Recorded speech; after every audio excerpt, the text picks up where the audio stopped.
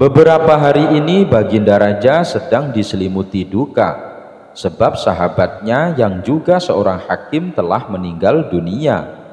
Sahabatnya itu merupakan hakim yang sangat bijaksana dan adil, dan paling benci dengan praktek suap menyuap. Oleh sebab itulah Baginda menjadikan sahabatnya itu sebagai hakim agung di pemerintahan pusat, karena kejujurannya dalam mengemban amanah. Hidupnya terbilang sederhana. Ia mengambil bayarannya sebagai hakim hanya sebagian, dan sebagiannya lagi ia sedekahkan kepada fakir miskin. Berbeda dengan pejabat-pejabat istana yang lain yang hidup dalam kemewahan dan bergemilangan harta. Namun sekarang sahabatnya itu telah tiada. Baginda Raja pun bingung, siapakah yang pantas menjadi penggantinya. Pengennya sih menunjuk Abu Nawas, tapi itu tidak mungkin, karena Abu Nawas pasti akan menolaknya, seperti yang sudah-sudah. Kalaupun dipaksa, yang ada malah akan membuat Baginda Raja menanggung malu. Mungkin Abu Nawas bisa memecahkan masalah ini. Aku akan coba bertanya kepadanya, pikir Baginda Raja. Kemudian Baginda Raja memerintahkan beberapa pengawal untuk memanggil Abu Nawas. Singkat cerita, Abu Nawas pun datang ke istana dan menghadap Baginda Raja. "Ada gerangan apa Baginda memanggil hamba?" tanya Abu Nawas. "Hai Abu Nawas, kamu tahu kan kalau hakim yang saya tempatkan di pemerintahan pusat sudah meninggal dunia. Saya bingung Abu Nawas, siapakah yang pantas menggantikan posisinya? Aku menginginkan orang yang jujur dan anti suap seperti dirinya. Apakah kamu punya solusinya? Aku tahu kamu tak mungkin mau menjadi pejabat istana, dan aku tak akan memaksamu. Tapi setidaknya bantulah saya untuk menemukan orang yang pantas menjadi penggantinya," perintah Baginda Raja. Sejenak Abu Nawas terdiam. Ia merasakan kegelisahan yang sedang dialami rajanya itu. Suasana pun menjadi hening seketika. "Baiklah Baginda, beri saya waktu seminggu, nanti akan saya kabari," kata Abu Nawas memecahkan keheningan. Abu Nawas lalu mohon diri kepada Baginda Raja untuk pulang ke rumahnya. Keesokan harinya, dengan mengendarai keledai, Abu Nawas berkeliling kampung berjalan ke sana kemari hingga sampailah ia di tepian sungai. Di situ Abu Nawas melihat ada gembala yang sedang memberi minum induk sapi dan anaknya. Muncullah ide cemerlang di benak Abu Nawas. Ia pun segera menghampiri anak sapi yang masih kecil itu. Entah bagaimana caranya, tiba-tiba anak sapi tersebut berjalan meninggalkan induknya dan mengikuti Abu Nawas yang sedang menaiki keledainya. Melihat hal itu, si pengembala mencoba menghalau anak sapinya supaya kembali pada induknya. Namun ajaib, anak sapi tersebut tak bergeming. Ia tetap berjalan mengikuti keledainya Abu Nawas. Karena kesal, si pengembala pun menyeret dan memukul anak sapi agar mau ikut dengannya. "Hai pengembala, biarkan anak sapi itu ikut denganku," hardik Abu Nawas. "Tapi anak sapi itu milikku Tuan," jawab si pengembala. "Bukan, anak sapi itu adalah milikku. Dia lahir dari keledaiku ini," balas Abu Nawas. "Bagaimana mungkin? Jelas-jelas anak sapi ini milikku. Itu induk sapinya," protes pengembala sambil menunjuk induk sapi di sampingnya. "Kalau dia anak dari induk sapi kamu, pasti dia akan ikut dengannya. Buktinya ia malah ikut dengan keledaiku. Berarti ia anak dari keledaiku," kata Abu Nawas tak mau kalah. Tentu suasana pun semakin memanas. Masing-masing dari mereka tak ada yang mau mengalah. Akhirnya Abu Nawas berkata, lebih baik kita selesaikan masalah ini di pengadilan, biar Tuan Hakim yang memutuskan. Baiklah, balas setuju dengan usulan Abu Nawas. Maka pergilah mereka berdua ke rumah hakim pertama. Sebelum sidang dimulai, Abu Nawas menawari hakim pertama dengan iming-iming uang banyak, supaya Abu Nawas bisa memenangkan perkaranya. Hakim pertama tergiur dengan tawaran Abu Nawas, tapi ia bingung bagaimana caranya supaya perkara ini dimenangkan oleh Abu Nawas. Itu mudah saja. Tuan Hakim putuskan saja kepada siapa anak sapi tersebut akan ikut, maka dialah pemiliknya.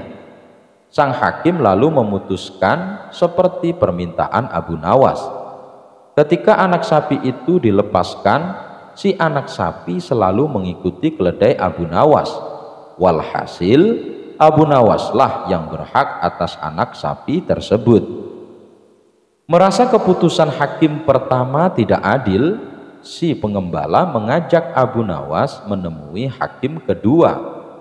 Hakim kedua juga ditawari iming-iming uang banyak oleh Abu Nawas, supaya dia bisa memenangkan perkaranya.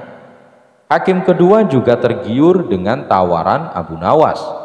Ia memutuskan perkara sesuai arahan Abu Nawas, seperti yang dilakukan oleh hakim pertama. Abu Nawas pun kembali memenangkan perkaranya atas kepemilikan anak sapi. Upaya si pengembala dalam meminta keadilan kembali menemui kegagalan. Ia lalu mengajak Abu Nawas pergi ke rumah hakim ketiga. Seperti biasa, sebelum persidangan dimulai, Abu Nawas menemui hakim. Tidak untuk menjawabnya dengan uang yang banyak, namun hakim ketiga ini sepertinya enggan mengadili perkara tersebut. Tentu saja hal ini membuat Abu Nawas heran berkali-kali. Anda kenapa tidak mau mengadili perkara ini? Tuan Hakim, apakah uang yang saya berikan kurang banyak? Abu Nawas, bukan masalah uang, tapi saya lagi kena menstruasi. Pantangan bagi saya memutuskan suatu perkara apabila saya sedang datang bulan, jawab hakim ketiga. Abu Nawas semakin heran dengan jawaban Tuan Hakim. Abu Nawas lantas berkata, Tuan Hakim kan laki-laki, mana mungkin bisa menstruasi? Itu hal yang sangat mustahil. Dengan tenang, hakim menjawab, begitu juga dengan anak sapi. Sejak kapan keledai bisa melahirkan anak sapi? Meskipun anak sapi berjalan mengikuti keledai kamu, bukan berarti anak sapi itu lahir dari keledaimu. Abu Nawas terdiam, lalu ia kembali bertanya, jadi menurut pendapat Tuan Hakim, anak sapi itu milik siapa? Dengan tegas hakim ketiga menjawab, sudah jelas si pengembala itu punya induk sapi, tentu dialah pemiliknya. Abu Nawas tersenyum dengan keputusan hakim ketiga.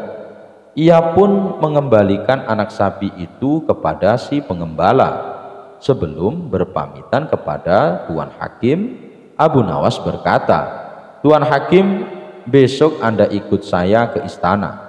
Baginda Raja membutuhkanmu sebagai hakim agung di istana. Abu Nawas merasa puas dan lega. Tugas dari Baginda Raja telah ia selesaikan, karena ia telah menemukan hakim yang tepat untuk ditempatkan di istana sebagai hakim agung. Al-Kisah. Kala itu kota Baghdad tengah gempar oleh kehadiran orang asing. Persoalannya bukan pada orangnya, melainkan orang asing tersebut tidak mempercayai adanya Tuhan. Bukan hanya itu, ia juga menantang orang-orang muslim untuk berdebat dengannya terkait keberadaan Tuhan. Kabar ini pun tersebar sampai ke telinga Baginda Raja. Karena dianggap membuat resah masyarakat, orang asing ini lalu dipanggil ke istana. Apa tujuanmu membuat onar di negeri kami? Tanya Baginda Raja.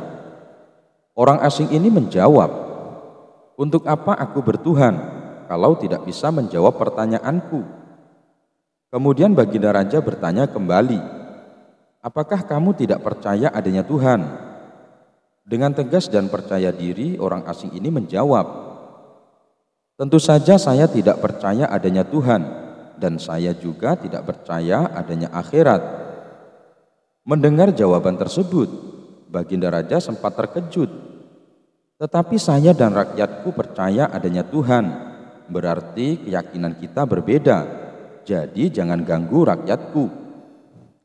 Kalau baginda raja percaya adanya Tuhan, bisakah baginda menjawab 3 pertanyaanku? Pertanyaan pertama, orang Islam yakin bahwa dunia dan isinya adalah ciptaan Allah. Lalu siapa yang menciptakan Allah? Bukankah sesuatu yang ada pasti ada penciptanya? Pertanyaan kedua, katanya di dalam surga manusia tidak akan buang air besar, sedangkan mereka makan dan minum tiap hari. Bagaimana mungkin ini bisa terjadi? Padahal segala sesuatu yang akan dimasukkan pasti akan keluar. Pertanyaan ketiga, orang Islam meyakini bahwa setan terbuat dari api, tapi katanya setan akan disiksa dengan api neraka. Mana mungkin api bisa menyakiti api? Mendengar pertanyaan orang asing tersebut, baginda raja hanya terdiam. Bisa saja baginda raja menjawabnya berdasarkan hadis dan Al-Quran, tetapi yang dihadapi adalah orang yang tidak percaya Tuhan, maka dijawabnya harus dengan logika. Kemudian salah satu menterinya membisikkan kepada baginda raja. Menteri tersebut berkata, Baginda, kalau soal seperti ini serahkan saja kepada Abu Nawas. Ia pasti bisa menjawab segala pertanyaan yang diajukan orang asing ini. Maka tak lama kemudian dipanggillah Abu Nawas ke istana. Setelah dijelaskan mengenai pertanyaan orang asing yang tidak percaya Tuhan ini, setelah duduk di hadapan orang asing ini, Abu Nawas kemudian berkata, silahkan apa yang ingin kau tanyakan? Pertanyaan pun sama seperti pertanyaan yang diajukan kepada baginda raja, yakni siapa pencipta Tuhan. Mendengar pertanyaan itu, Abu Nawas kemudian berkata, Anda pasti tahu kalau kami selaku orang Islam mengakui hanya ada satu Tuhan. Kita istilahkan saja Tuhan dengan angka 1. Sekarang gantian aku yang bertanya. Angka 3 berasal dari angka berapa? Tanya Abu Nawas. Angka 3 berasal dari angka 2 ditambah 1. Jawab orang asing tersebut. Tepat sekali. Kalau angka 2 berasal dari angka berapa? Angka 2 berasal dari angka 1 ditambah 1. Benar sekali. Sekarang kalau angka 1 sendiri berasal dari angka berapa? Orang asing tersebut kaget dengan pertanyaan itu. Ia hanya terdiam tak bisa menjawabnya. Kemudian Abu Nawas berkata, pada intinya semua angka pasti ada awalnya. Entah itu angka 5, angka 4 ataupun angka 10. Dan angka-angka tersebut diibaratkan alam semesta ciptaan Allah. Apabila kamu bertanya siapa yang menciptakan Allah, sama halnya saya bertanya dari mana angka 1 itu. Kamu pasti tidak akan bisa menjawabnya. Orang asing itu pun langsung terdiam dan merenungi kata-kata Abu Nawas.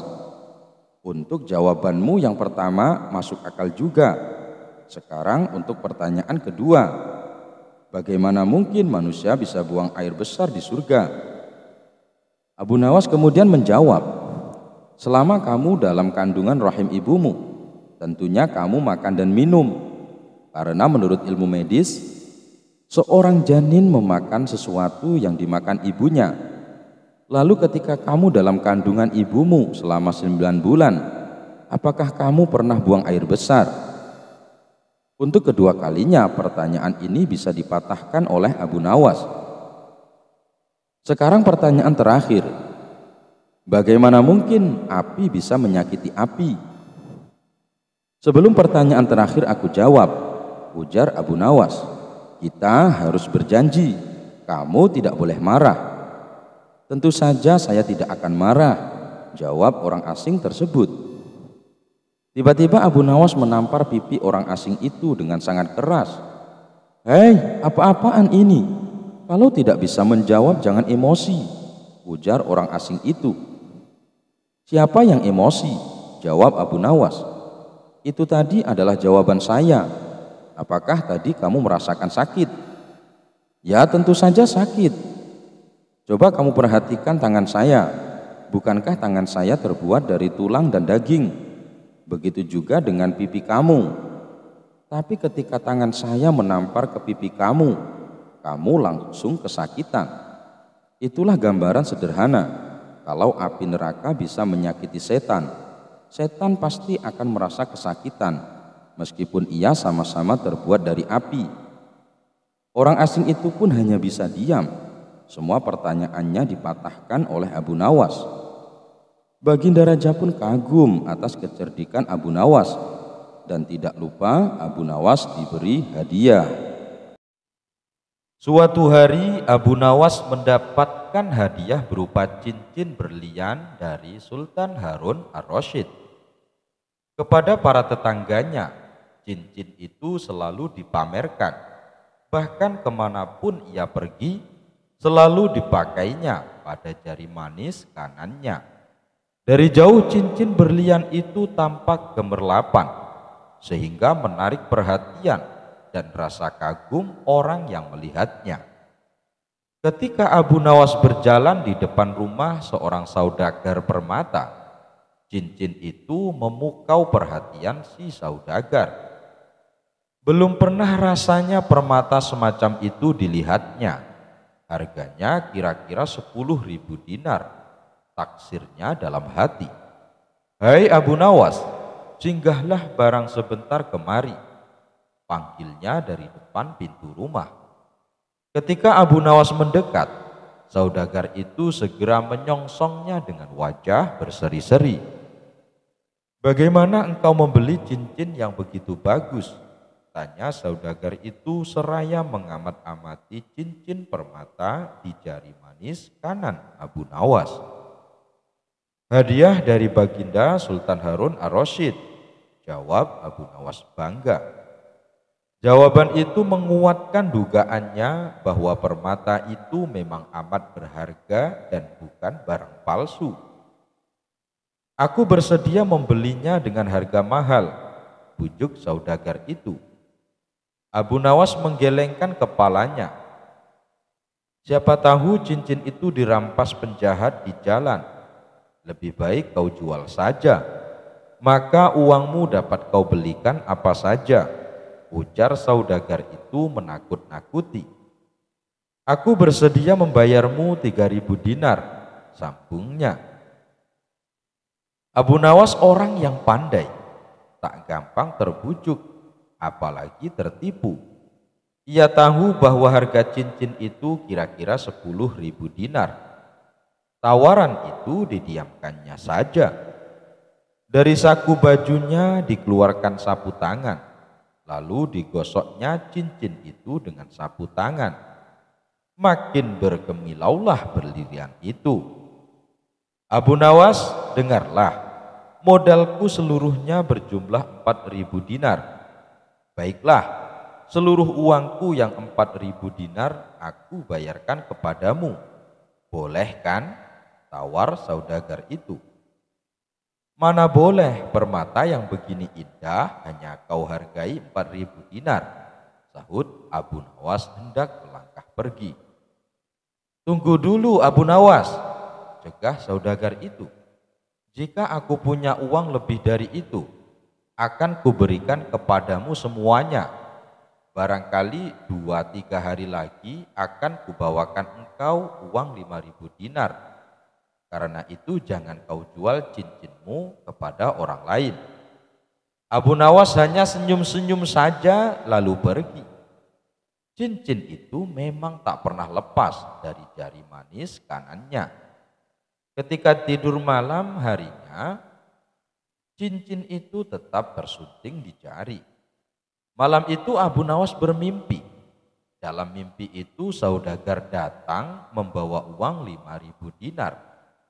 Melihat uang sebanyak itu Abu Nawas tergiur. Tanpa pikir panjang, diterimanya uang sebanyak itu. Lalu diberikannya cincinnya. Begitu girang hatinya memiliki uang 5.000 dinar. Lalu menari-nari, bahkan berjingkrak-jingkrak.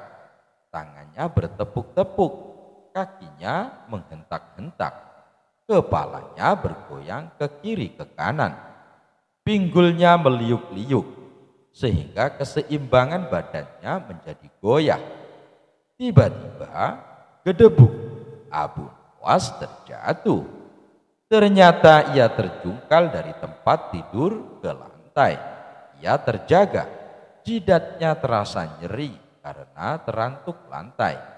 Ia tersadar dari mimpinya. Yang pertama-tama dilakukannya ialah mengamat-amati cincin pada jari manis kanannya. Oh, masih ada, pikirnya. Ia merasa heran mengapa cincin itu masih tetap tersunting di jarinya. Padahal uang pembayaran dari saudagar permata itu sudah diterimanya. Esok harinya ia menceritakan mimpinya itu, bukan saja kepada istrinya, tetapi juga kepada tetangga-tetangganya, bahkan kepada semua orang yang berjumpa dengannya. Diceritakanlah perihal mimpinya itu. Aku sudah menerima uang pembayaran sebanyak 5.000 dinar, tapi cincinku belum diambil oleh saudagar yang membelinya, katanya dengan terheran-heran. Mimpi Abu Nawas yang aneh itu segera beredar dari mulut ke mulut. Akhirnya saudagar permata itu pun mendengarnya. Kalau begitu aku berhak mengambil cincin itu, pikirnya. Bukankah aku sudah membayarnya? Bahkan Abu Nawas pun mengaku telah menerima uang pembayaran dariku. Saat itu juga ia berangkat menuju rumah Abu Nawas. Dengan napas terengah-engah ia tiba di rumah Abu Nawas. Abu Nawas, ujarnya, mana cincin berlian yang sudah kubeli? Tapi, sahut Abu Nawas tersendat. Jangan pura-pura lupa, Abu Nawas. Semalam aku sudah membayarmu 5.000 dinar, bukan? Kata saudagar itu sambil telunjuknya pada dada Abu Nawas. Ya betul, ujar Abu Nawas. Tapi ada dua hal yang masih harus kita sepakati. Pertama, harga 5.000 dinar itu masih terlalu murah. Genapilah jadi 6.000 dinar. Kedua, karena cincin permata itu pemberian Sultan Harun ar-Rasyid, serah terima cincin itu harus disaksikan pula oleh Baginda Raja. Dengan kesaksian Baginda, engkau pun akan yakin bahwa cincin itu memang benar-benar pemberian Baginda. Baiklah, aku tambah 1.000 dinar nanti, setelah Baginda mengakui cincin itu berasal pemberian Baginda kepadamu, sahut saudagar itu. Aku berganti pakaian dulu, lantas kita berangkat bersama-sama ke istana, kata Abu Nawas sambil masuk ke dalam kamar. Dengan mengenakan pakaian yang paling bagus, Abu Nawas menemui lagi saudagar itu. Kita berangkat sekarang, ajaknya. Hei, mengapa jari manis kamu kau balut dengan sapu tangan putih? Tanya saudagar seraya menunjuk jari manis kanan Abu Nawas. Jari itu terbalut kain tebal. Engkau memperingatkan aku kemarin agar aku berhati-hati, karena penjahat yang melihat permata ini mungkin akan merampasnya, kata Abu Nawas. Betul-betul, kata saudagar itu membenarkannya. Keduanya bergegas berangkat ke istana. Sementara itu Sultan Harun ar-Rasyid ketika itu baru saja memasuki Balairum. Ketika kedua orang itu tiba di istana, Baginda menunda acara perbincangan dengan para pejabat tinggi, lalu memanggil Abu Nawas dan saudagar itu agar menghadap. Baginda, kami bersama saudagar permata ini menghadap Baginda karena ada sesuatu hal yang hendak kami sampaikan. Cincin permata hadiah dari Baginda beberapa hari yang lalu kepada saya akan saya jual kepada saudagar permata ini, kata Abu Nawas. Mengapa hendak kau jual? Tanya Sultan dengan nada marah. Itu hak saya Baginda, jawab Abu Nawas. Bukankah cincin ini yang telah Baginda berikan sebagai hadiah kepada saya? Sultan terkejut melihat cincin yang tersunting di jari Abu Nawas. Lebih-lebih saudagar itu, matanya terbelalak dan mukanya pucat seketika. Betapa tidak, cincin yang tersunting di jari manis Abu Nawas tersebut dari tembaga, sedangkan permatanya tidak berkilau sama sekali karena hanya pecahan gelas belaka. Bukan itu yang hendak saya beli, seru saudagar itu, tapi cincin permata berlian pemberian Baginda. Inilah cincin hadiah dari Baginda itu, kata Abu Nawas. Kalau kau tidak percaya, mohonlah kesaksian Baginda. Dalam hati Sultan tersenyum. Macam-macam saja akal Abu Nawas, pikirnya.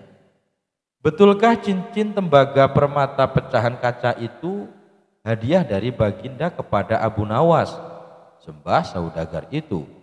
Betul, jawab Sultan Harun ar-Rasyid. Memang itulah cincin pemberianku. Saudagar itu gemetar. Nah, bayarlah sekarang 1.000 dinar seperti kesanggupanmu tadi, kata Abu Nawas. Tapi engkau harus membayar 1.000 dinar kepada Abu Nawas.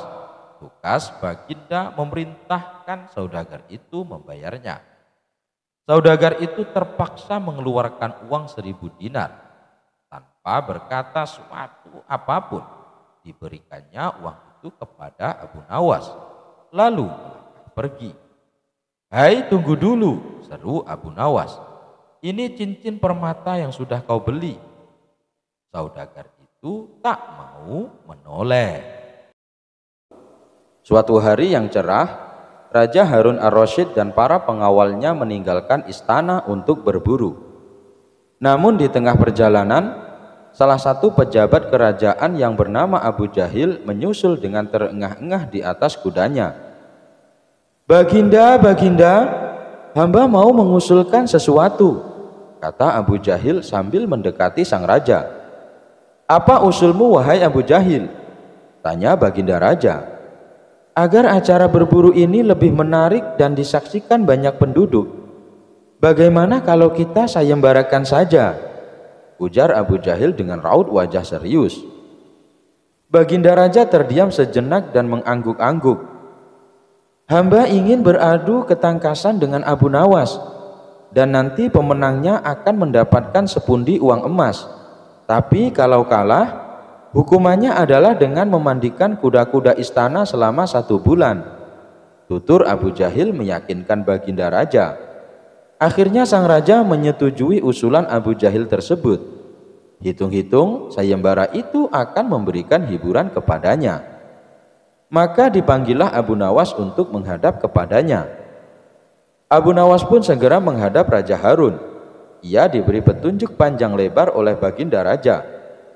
Pada awalnya Abu Nawas menolak sayembara tersebut karena ia tahu bahwa semua ini adalah akal licik dari Abu Jahil yang ingin menyingkirkannya dari istana.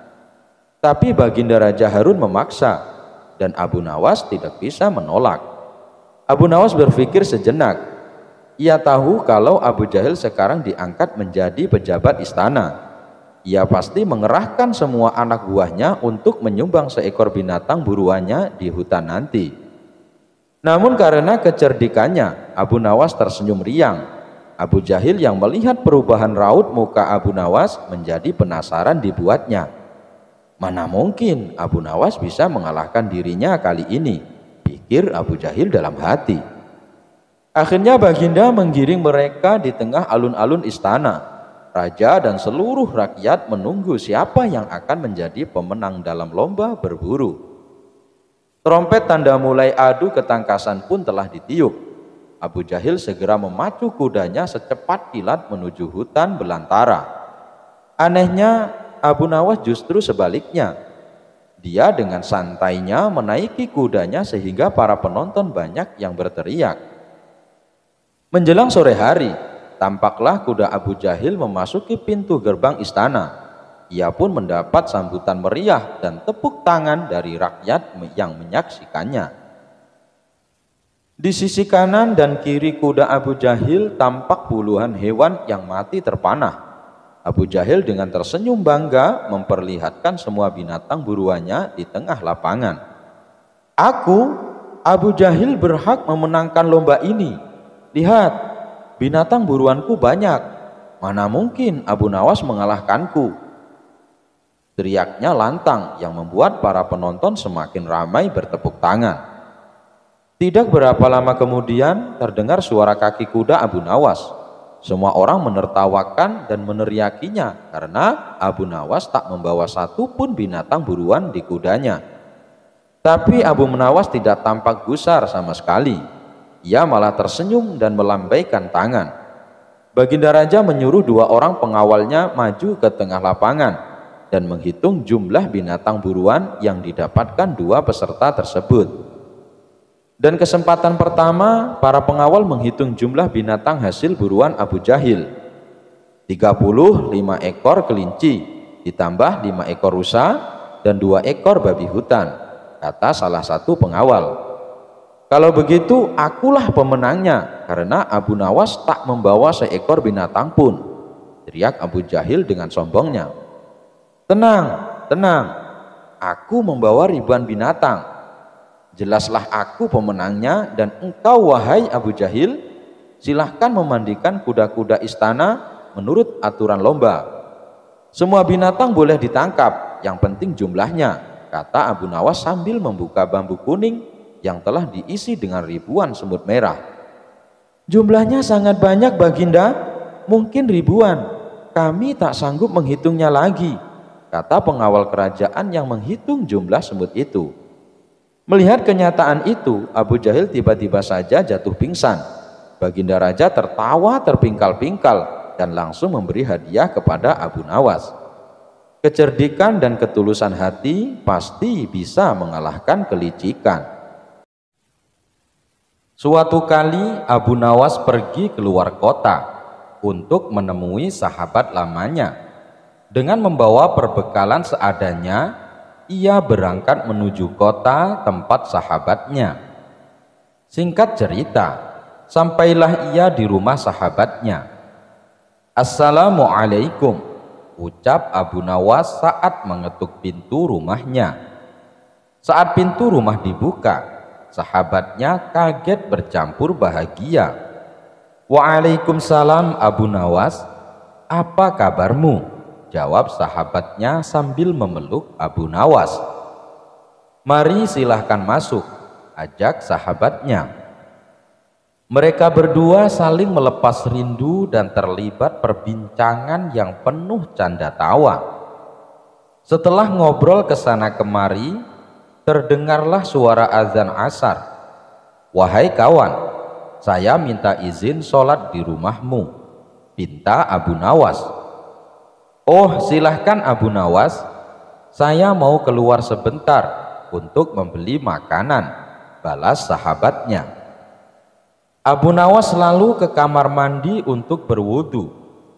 Tapi saat ia akan melaksanakan sholat, ia bingung di mana letak arah kiblat.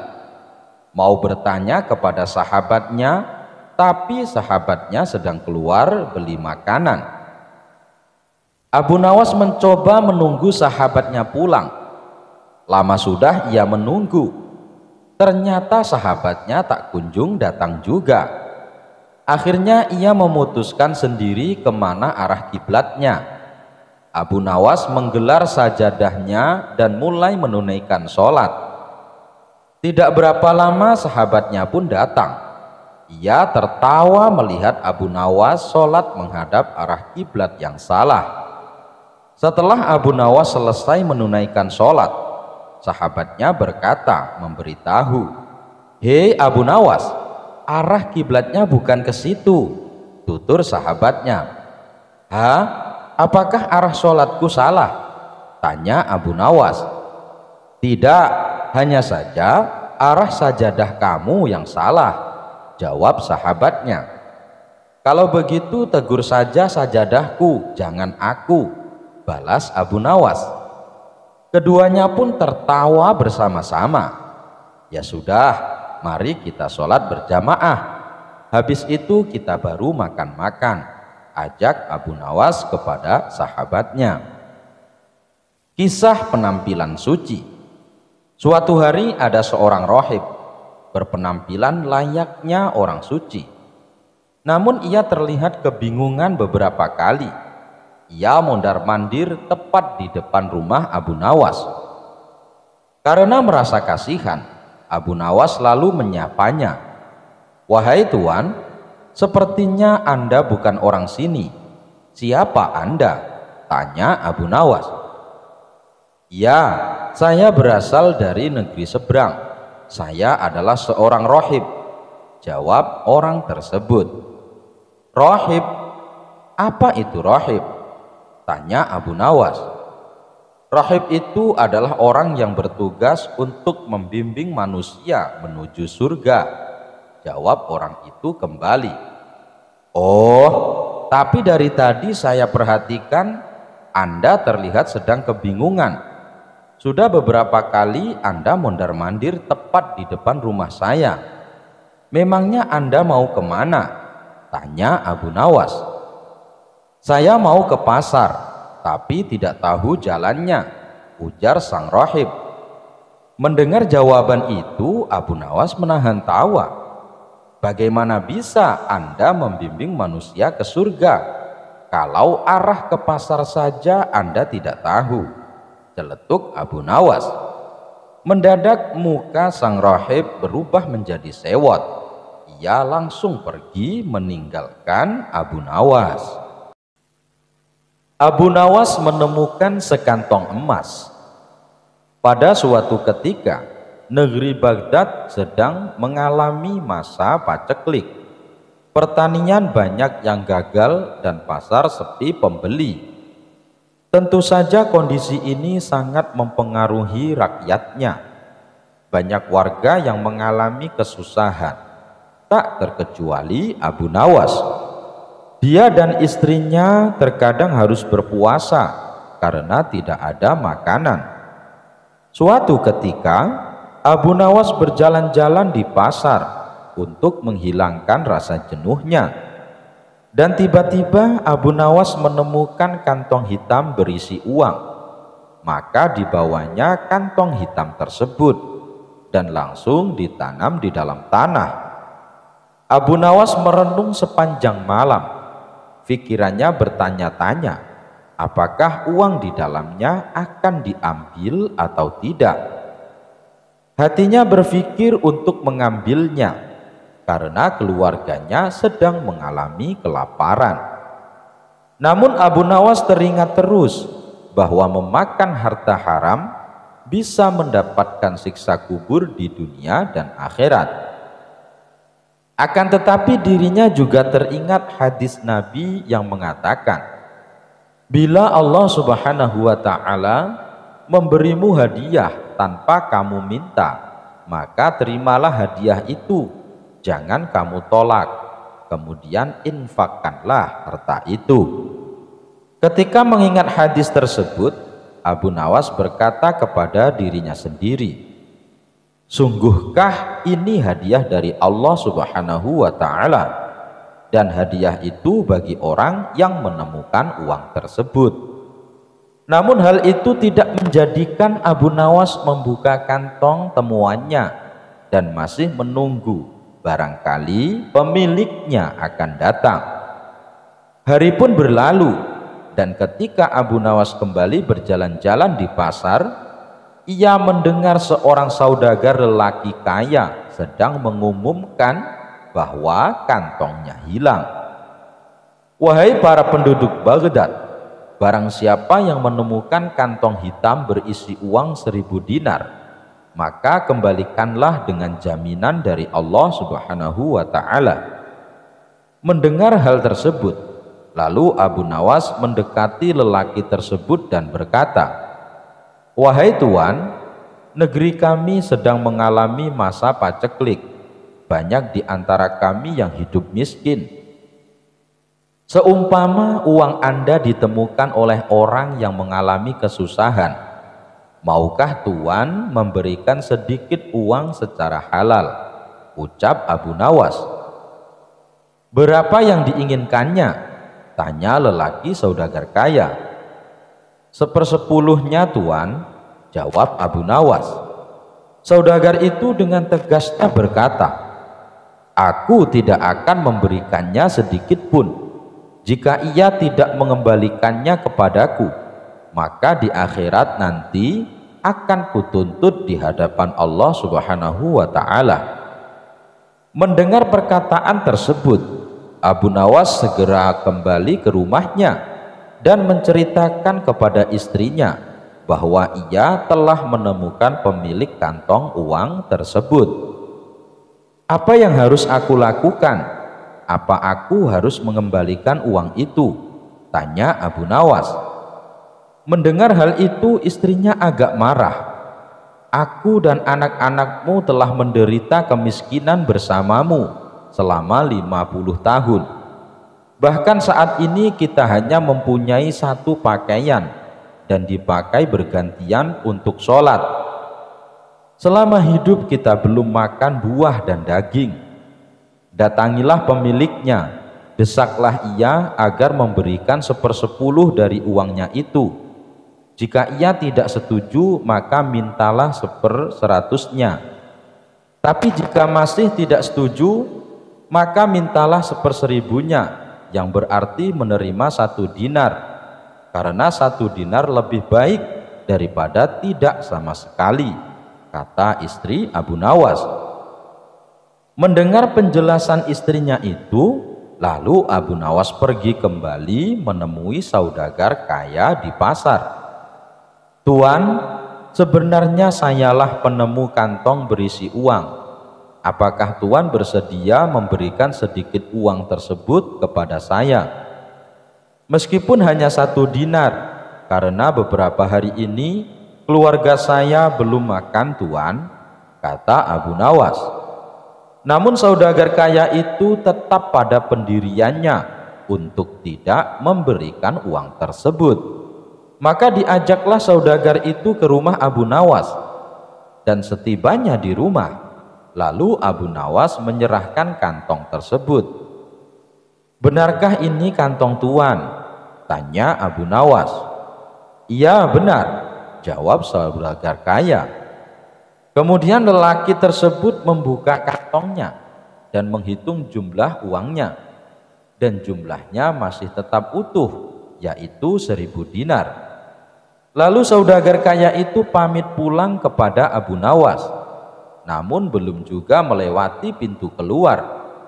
Tiba-tiba saudagar kaya itu berhenti dan berkata, "Wahai orang tua, aku akan menceritakan kepadamu mengenai kantong ini. Ayahku telah mewariskan kepadaku uang 3000 dinar.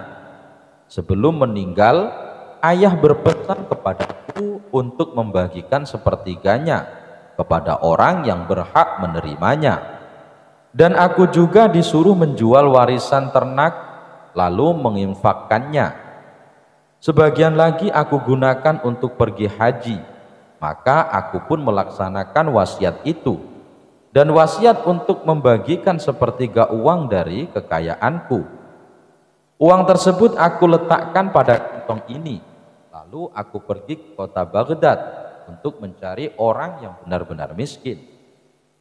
Namun aku tidak menemukan seorang pun yang lebih berhak daripada Anda. Maka ambillah uang di kantong ini. Semoga Allah Subhanahu wa Ta'ala memberkahimu," kata saudagar lelaki kaya tersebut. Mendengar hal itu, Abu Nawas pun bersyukur kepada Allah Subhanahu wa Ta'ala.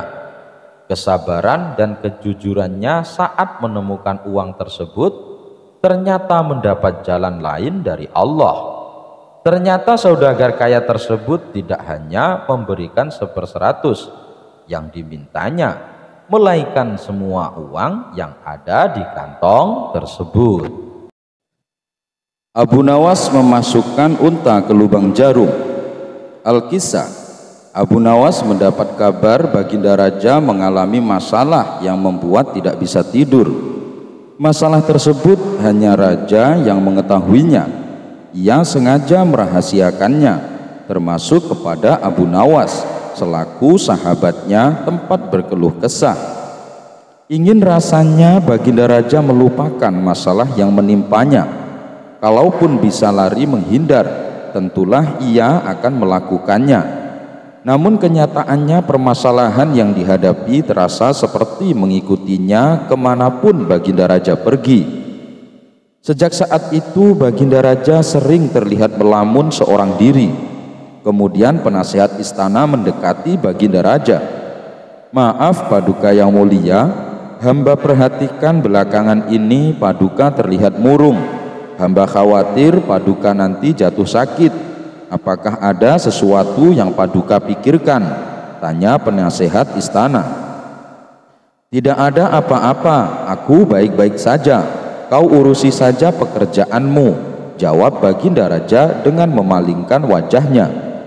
Penasehat istana pun hanya terdiam. Ia merasakan gelagat bahwa Baginda Raja sedang dilanda masalah besar. Dikarenakan Baginda Raja tidak mau berterus terang, penasehat istana tidak berani membujuknya untuk menceritakan masalah yang dihadapi. Makin hari sikap Baginda Raja makin tertutup, bahkan kini enggan menerima tamu. Hal ini membuat para pejabat istana menjadi sangat khawatir. Apa yang harus kita lakukan? Makin hari Baginda Raja terlihat mengkhawatirkan. Ini sangat buruk untuk kondisinya.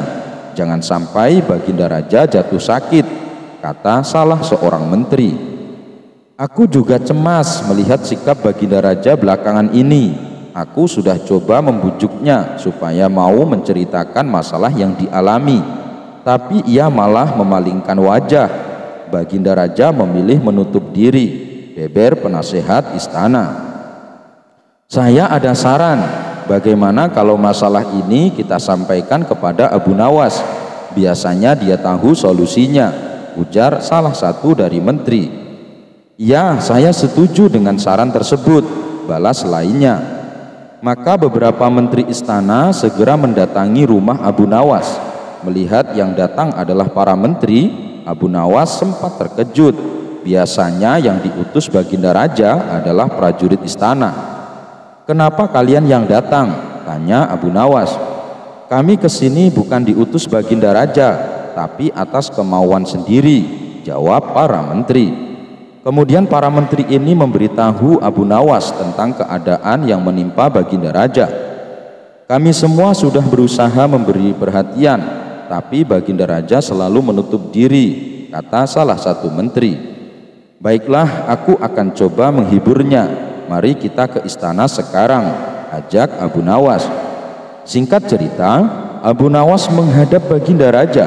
Ia lalu bercerita kisah-kisah jenaka di hadapan Baginda Raja, berharap bisa terhibur dan tertawa, tapi ternyata tidak ada reaksi apapun. Baginda Raja hanya terdiam, malah meninggalkan Abu Nawas lalu masuk ke kamarnya. Selepas Baginda Raja pergi, para menteri segera menghampiri Abu Nawas. "Bagaimana ini Abu Nawas? Kamu lihat sendiri kan?" ucap mereka. "Sepertinya Baginda Raja sedang mengalami masalah berat. Biarkan aku pulang dulu. Aku akan memikirkan cara untuk mengatasi masalah ini," ucap Abu Nawas. Setibanya di rumah, Abu Nawas terus memikirkan cara terbaik memecahkan masalah ini. Setelah berpikir cukup lama, akhirnya Abu Nawas menemukan ide cemerlang. Esok harinya Abu Nawas pergi ke pasar. Di hadapan orang-orang, Abu Nawas berteriak, "Apakah di antara kalian ada yang bisa memasukkan unta ke lubang jarum?"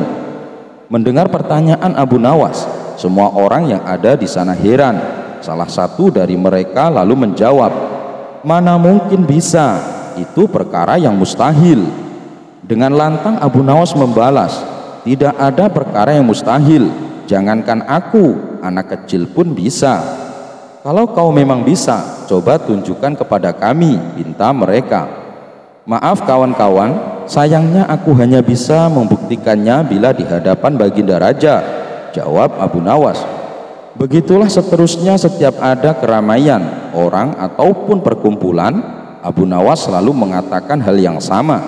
Akhirnya kabar tentang Abu Nawas bisa memasukkan unta ke lubang jarum sampai juga hingga telinga Baginda Raja. Awalnya Baginda Raja tidak terlalu memedulikannya, tapi lama-kelamaan timbul juga rasa penasaran pada dirinya. Maka diperintahkanlah beberapa pengawal istana memanggil Abu Nawas. Tuan Abu Nawas, Anda diperintah Paduka untuk datang ke istana, ucap seorang prajurit. Benarkah? Tanya Abu Nawas memastikan. Benar Tuan Abu Nawas, jawab dia. Rencanaku akhirnya berhasil, pikir Abu Nawas. Oh iya, bagaimana kondisi Baginda Raja sekarang? Tanya Abu Nawas lagi. Baginda masih sering mengurung diri dan sering tampak termenung, jawab salah satu prajurit. Baiklah, aku akan ke sana sekarang, balas Abu Nawas. Tidak lama kemudian Abu Nawas sampai di istana menghadap Baginda Raja. Wahai Abu Nawas, aku dengar kau bisa memasukkan seekor unta ke lubang jarum. Kau bersedia membuktikannya bila di hadapanku. Benarkah itu? Tanya Baginda Raja. Benar Paduka yang mulia, jawab Abu Nawas. Bagaimana mungkin? Aku rasa itu perkara yang mustahil, balas Baginda Raja. Di dunia ini tidak ada yang mustahil Paduka, ujar Abu Nawas. Baiklah, sekarang coba kau buktikan, perintah Baginda Raja. Caranya mudah Paduka, kita tinggal membuat jarum yang lubangnya lebih besar daripada seekor unta. Dengan begitu kita bisa memasukkannya dengan mudah, bahkan anak kecil pun bisa, jawab Abu Nawas menjelaskan. Kalau caranya seperti itu, semua orang pun bisa melakukannya. Berarti kau telah menipu semua orang, termasuk aku, ucap Baginda Raja. Hamba tidak pernah menipu siapapun, dan hamba juga tidak pernah menipu Paduka. Hamba tidak pernah mengatakan bahwa jarum yang hamba maksud adalah jarum kecil, balas Abu Nawas. Iya, itu benar. Tapi apa maksud dari pernyataanmu ini? Tanya Baginda Raja. Hamba hanya ingin mengatakan ada hikmah dari pernyataan ini, jawab Abu Nawas. Hikmah? Hikmah dari mana? Tanya Baginda Raja heran. Bukankah tadinya Baginda Raja tidak percaya kalau hamba bisa memasukkan unta ke lubang jarum? Tapi setelah hamba jelaskan, Baginda Raja baru mempercayainya. Begitu juga dengan permasalahan yang sedang kita hadapi. Sebesar apapun masalah, sebesar apapun bebannya, tapi kalau hati kita lebih besar, hati kita lebih luas saat menghadapinya, maka semua masalah akan terasa lebih ringan. Itulah gambaran seekor unta bila dimasukkan ke lubang jarum. Sepintas saat kita menghadapinya, pasti itu mustahil dilakukan. Tapi bila kita luas dan besar, maka pikiran kita juga akan mengikuti. Dan pada akhirnya masalah yang kita anggap mustahil diatasi menjadi mudah dan ringan untuk dijalani. Bagaimana kita akan bisa tenang bila kita menghadapi masalah dengan hati yang sempit? Tutur Abu Nawas. Seketika Baginda Raja terdiam. Ia terus merenungi ucapan Abu Nawas. Suasana pun mendadak menjadi hening. Tidak berapa lama Baginda Raja pun berkata, terima kasih Abu Nawas, kau telah menyadarkanku. Selama ini aku memang sedang dilanda masalah dan hatiku sempit menghadapinya, sehingga pikiranku juga ikut menjadi buntu, ujar Baginda Raja. Sejenak kejadian itu, kini Baginda Raja mulai terlihat ceria. Ia tidak lagi terlihat murung seperti hari-hari sebelumnya. Permasalahan bukanlah hal untuk dilamunkan, melainkan dihadapi dengan hati yang besar, maka akan tercipta solusi dari sebuah pemikiran yang jernih. Abu Jahil dijadikan tumbal pesugihan oleh Abu Nawas. Al-Kisah. Abu Nawas mendadak kedatangan Abu Jahil. Ia lalu mengungkapkan maksud kedatangannya mau meminjam uang sebanyak 100 dinar. Tentu saja Abu Nawas kaget mendengarnya. Dari mana aku punya uang sebanyak itu? Ucap Abu Nawas. Ayolah, aku yakin kamu pasti ada. Pinjamilah barang sebulan, minta Abu Jahil merengek. Awalnya Abu Nawas enggan mengabulkan permintaan Abu Jahil, tapi karena didesak terus-menerus, akhirnya tidak kuasa menolak. Tapi janji ya, hanya sebulan, kata Abu Nawas mewanti-wanti. Iya, aku janji Abu Nawas, bulan depan ketika kebunku sudah panen, pasti akan aku kembalikan, ujar Abu Jahil coba merayu meyakinkan. Setelah sebulan lamanya, Abu Jahil tidak kunjung mengembalikan uang. Padahal saat itu kebun miliknya sudah panen dan hasilnya melimpah. Payah Abu Jahil, dia tidak menepati janjinya, batin Abu Nawas. Dikarenakan sedang sangat membutuhkan uang, Abu Nawas terpaksa mendatangi rumah Abu Jahil untuk menagih hutang. Mana janjimu Abu Jahal? Katanya, dalam sebulan kau akan mengembalikan uangnya, kata Abu Nawas. Abu Jahil pun menjawab bahwa dirinya belum bisa membayar hutang. Dia beralasan uang hasil panen kebunnya sudah habis untuk mengobati saudaranya yang sedang sakit. Jangan khawatir Abu Nawas, bulan depan pasti akan aku bayar, ujar Abu Jahil. Abu Nawas tentu sangat kecewa. Ia akhirnya pulang tanpa membawa uang. Beberapa hari kemudian, Abu Nawas mendengar kabar Abu Jahil sering mengajak kawan-kawannya pesta pora di rumahnya. Mendengar hal itu, Abu Nawas pun menjadi emosi. Kurang ajar, katanya uangnya sudah habis, tapi malah sering bikin pesta, gerutu Abu Nawas. Untuk menagihnya kembali itu tidak mungkin. Abu Jahil pasti tidak akan membayar hutangnya dengan beribu macam alasan. Akhirnya terbesit di benak Abu Nawas suatu ide untuk mengerjai Abu Jahil. Esok harinya pergilah Abu Nawas menemui sahabatnya yang ada di kampung seberang. Ia pun mulai mengatur siasat dan meminta bantuan sahabatnya itu. Setelah siasatnya sudah diatur dengan matang, maka Abu Nawas segera mendatangi rumah Abu Jahil. Kenapa kemari Abu Nawas? Kan sudah kubilang mengembalikan uangnya bulan depan, kata Abu Jahal. Kamu jangan salah paham Abu Jahil. Aku kesini bukan mau menagih hutang, tapi ingin mengajakmu menemui orang pintar, balas Abu Nawas. Menemui orang pintar untuk apa? Tanya Abu Jahil penasaran. Begini Abu Jahil, di kampung seberang katanya ada dukun pesugihan yang bisa membuat kita jadi kaya.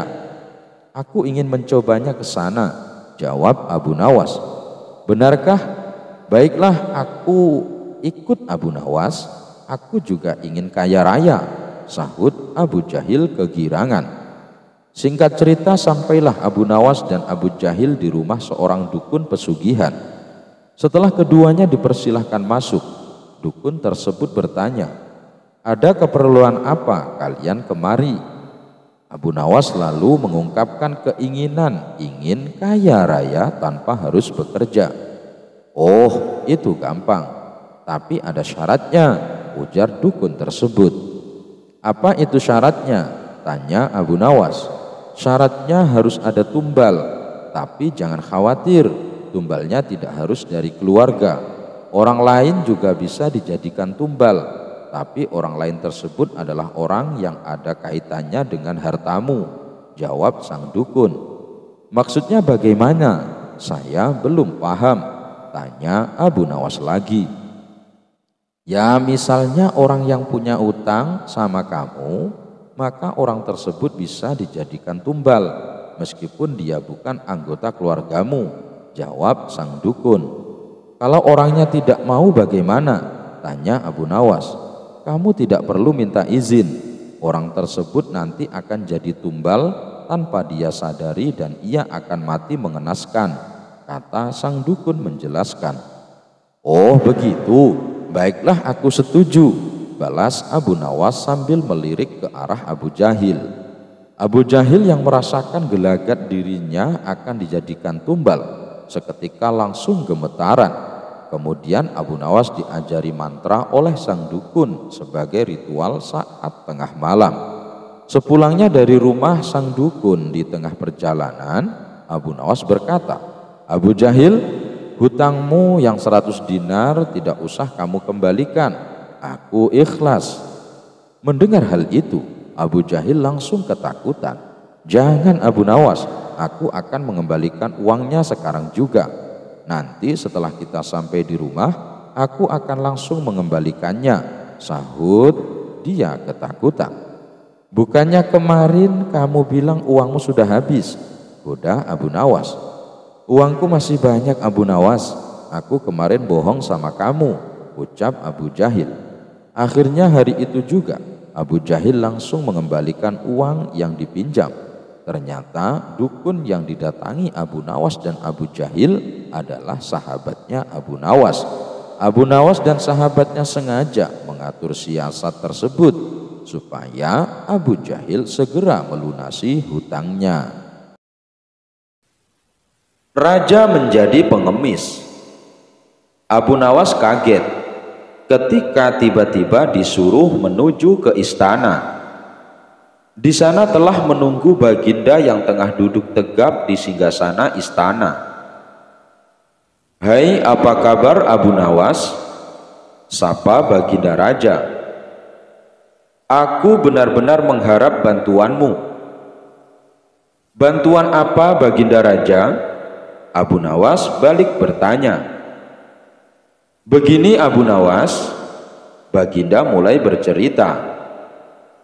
"Aku dengar Tuan Habul sudah mulai membangkang terhadap kewajiban negara. Pembantu-pembantuku di daerah melaporkan kalau dia sudah tidak mau lagi membayar zakat. Padahal dia orang yang kaya raya loh. Mengapa baginda tidak panggil saja dia ke istana, lalu jebloskan ke dalam penjara, habis perkara. Gitu aja kok repot."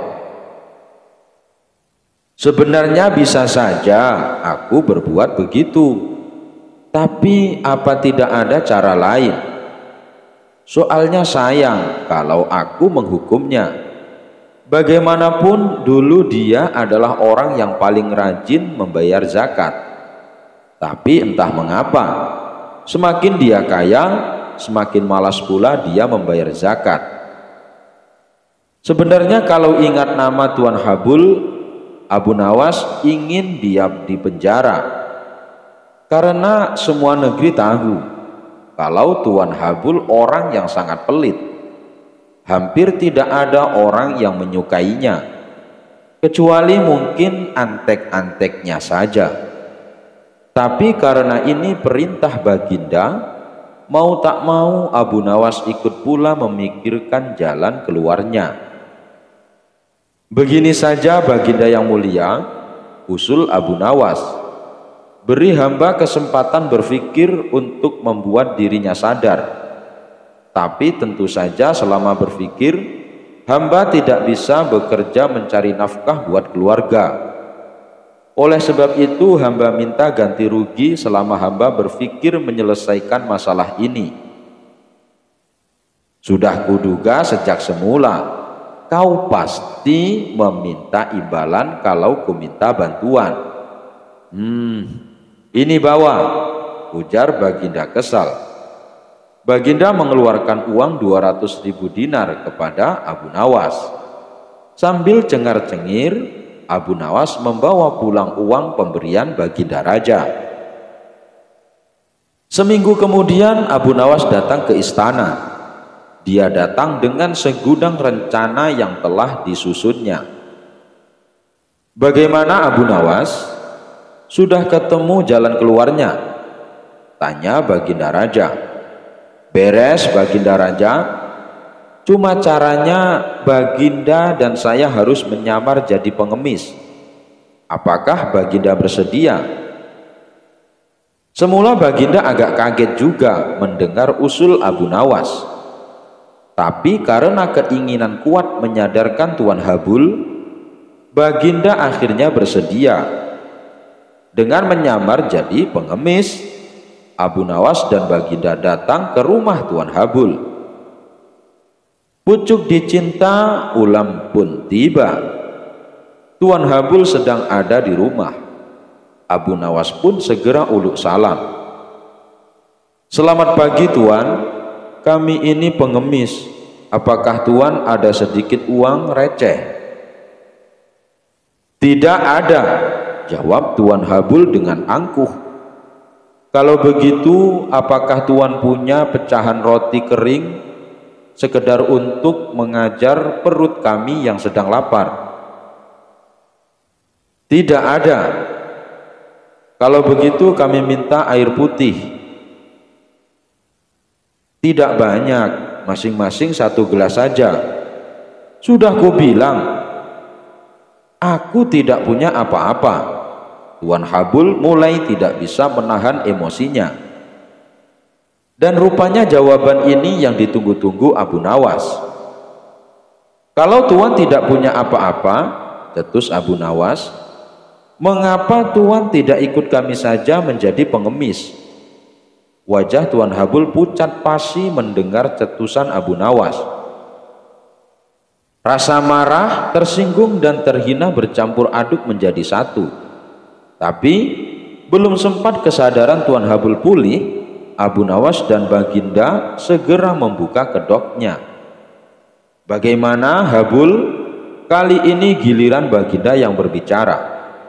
Mau pilih jadi orang kaya atau menjadi orang yang tidak punya apa-apa?" "Kalau pilih jadi orang yang tidak punya apa-apa, ya ikut saja Abu Nawas mengemis dari rumah ke rumah. Tapi kalau pilih menjadi orang kaya, ya jangan lupa membayar zakat. Bukan begitu Habul?" Mendengar penuturan Baginda, Tuan Habul terdiam 1000 bahasa. Dia merasa sangat malu. Sedangkan Abu Nawas hanya cengengesan menyaksikan kejadian itu. "Enak saja Baginda menyuruhku jadi pengemis," gumam Abu Nawas sambil mengumpat dalam hati. "Apa boleh buat, zakat kewajiban bagi yang mampu untuk menunaikannya." Abu Nawas lebih hebat dari jin ifrit. Baginda Raja baru saja membaca kitab tentang kehebatan Raja Sulaiman yang mampu memerintahkan para jin memindahkan singgasana Ratu Bilqis di dekat istananya. Baginda membaca surat An-Naml ayat 39 sampai 40. Jin ifrit berkata, "Akulah yang akan membawanya kepadamu sebelum engkau berdiri dari tempat dudukmu. Dan sungguh aku kuat melakukannya dan dapat dipercaya." Seorang yang mempunyai ilmu dari kitab berkata, "Aku akan membawa singgasana itu kepadamu sebelum matamu berkedip." Maka ketika Nabi Sulaiman melihat singgasana itu terletak di hadapannya, dia pun berkata, "Ini termasuk karunia Robku untuk mengujiku. Apakah aku bersyukur atau mengingkari nikmatnya? Barang siapa bersyukur, maka sesungguhnya dia bersyukur untuk kebaikan dirinya sendiri. Dan barang siapa ingkar, maka sesungguhnya Robku Maha Kaya, Maha Mulia." Al-Quran Surah An-Naml ayat 39 sampai 40. Baginda mencermati ayat tersebut. Jin ifrit saja bisa dikalahkan seorang ulama. Berarti manusia lebih sakti dari para jin. Ulama di masa Raja Sulaiman lebih cepat memindahkan singgasana Ratu Bilqis dibanding jin ifrit. Ulama itu mampu membawa singgasana ke hadapan Nabi Sulaiman sebelum dia mengedipkan mata. Sedangkan ifrit hanya mampu membawanya ke hadapan Nabi Sulaiman sebelum dia bangkit dari tempat duduknya. Baginda tiba-tiba merasa tertarik. Hatinya mulai tergelitik untuk melakukan hal yang sama. Mendadak beliau ingin istananya dipindahkan ke atas gunung agar bisa lebih leluasa menikmati pemandangan di sekitar.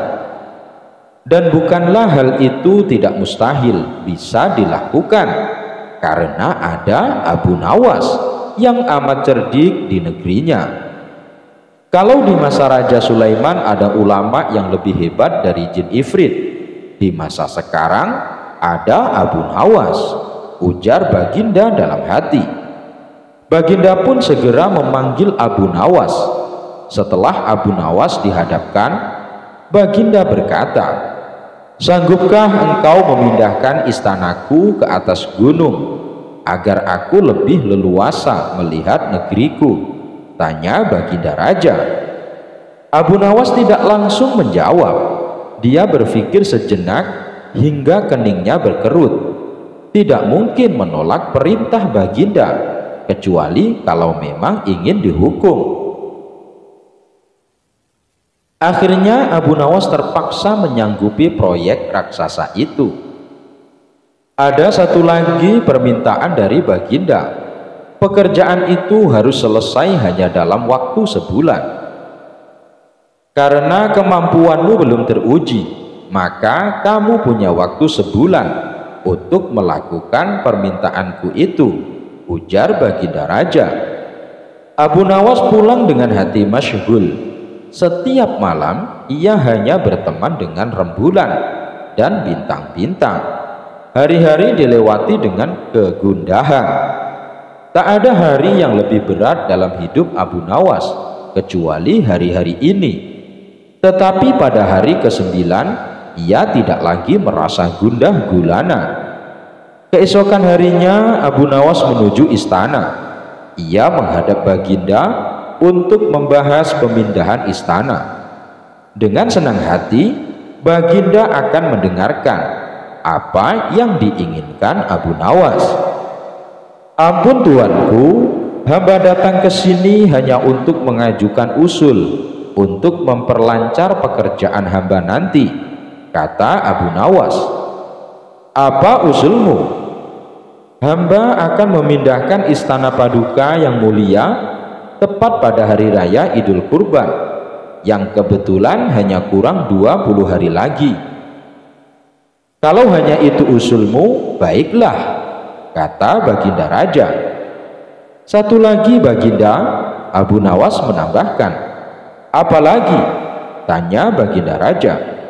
"Hamba mohon Baginda menyembelih 10 ekor sapi yang gemuk untuk dibagikan langsung kepada para fakir miskin," kata Abu Nawas. "Usulmu kuterima," kata Baginda menyetujui. Abu Nawas pulang dengan perasaan riang gembira. Kini tidak ada lagi yang perlu dikhawatirkan. Toh nanti bila waktunya sudah tiba, ia pasti akan dengan mudah memindahkan istana Baginda Raja. Jangankan hanya memindahkan ke puncak gunung, ke dasar samudera pun Abu Nawas sanggup. Desas-desus mulai tersebar ke seluruh pelosok negeri. Hampir semua orang harap-harap cemas, tetapi sebagian besar rakyat merasa yakin atas kemampuan Abu Nawas. Karena selama ini Abu Nawas belum pernah gagal melaksanakan tugas-tugas aneh yang dibebankan di atas pundaknya. Namun ada beberapa orang yang meragukan keberhasilan Abu Nawas kali ini. Saat-saat yang dinanti-nantikan tiba. Rakyat berbondong-bondong menuju lapangan untuk melakukan sholat hari raya Idul Kurban. Dan seusai sholat, 10 sapi sumbangan Baginda Raja disembelih lalu dimasak, kemudian segera dibagikan kepada fakir miskin. Kini giliran Abu Nawas yang harus melaksanakan tugas berat itu. Abu Nawas berjalan menuju istana diikuti oleh rakyat.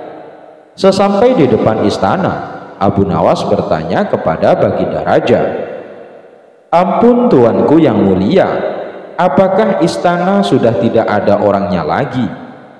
"Tidak ada," jawab Baginda Raja singkat. Kemudian Abu Nawas berjalan beberapa langkah mendekati istana. Ia berdiri sambil memandangi istana. Abu Nawas berdiri mematung, seolah-olah ada yang ditunggu. Benar, Baginda Raja akhirnya tidak sabar. Abu Nawas, mengapa engkau belum juga mengangkat istanaku? Tanya Baginda Raja. Hamba sudah siap sejak tadi, Baginda, jawab Abu Nawas. Apa maksudmu engkau sudah siap sejak tadi? Kalau engkau sudah siap, lalu apa yang engkau tunggu? Tanya Baginda masih diliputi perasaan heran.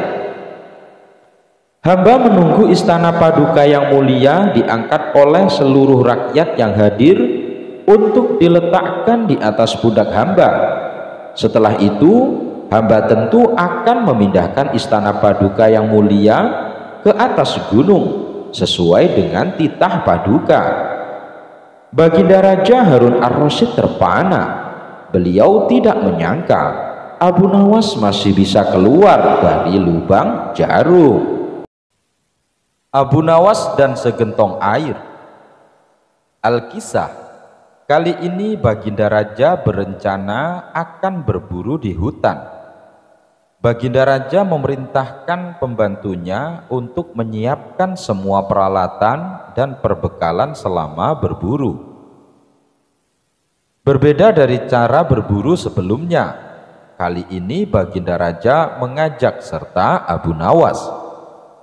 Kemudian Baginda Raja meminta Abu Nawas membantu membawa perbekalan dan dipersilahkan memilih sendiri barang yang akan dibawa. Tanpa berpikir panjang, Abu Nawas memilih gentong tempat wadah air minum yang cukup besar. Baginda Raja dan prajurit heran dengan pilihan Abu Nawas. Mereka menganggap Abu Nawas bodoh karena memilih gentong air yang besar dan berat, padahal masih banyak barang yang kecil. Hai Abu Nawas, kenapa kau pilih barang bawaan yang paling berat? Tanya Baginda Raja penasaran. Nanti paduka raja juga akan tahu sendiri, ucap Abu Nawas sambil tersenyum. Baginda Raja pun memerintahkan pasukannya untuk berjalan. Dan selama perjalanan, tentunya Abu Nawas menjadi orang yang paling terakhir. Ia berjalan paling belakang karena beratnya membawa gentong air. Karena perjalanan yang cukup jauh, rombongan memilih berhenti untuk istirahat sejenak.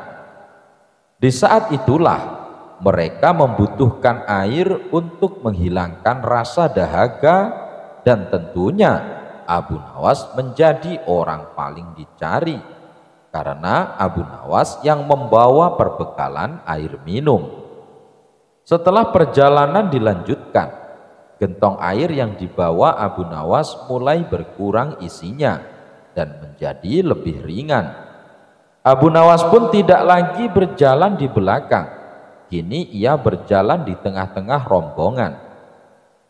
Setelah istirahat yang kedua, ketiga, dan seterusnya, gentong air yang dibawa Abu Nawas pun semakin berkurang, sampai kemudian gentongnya kosong sama sekali.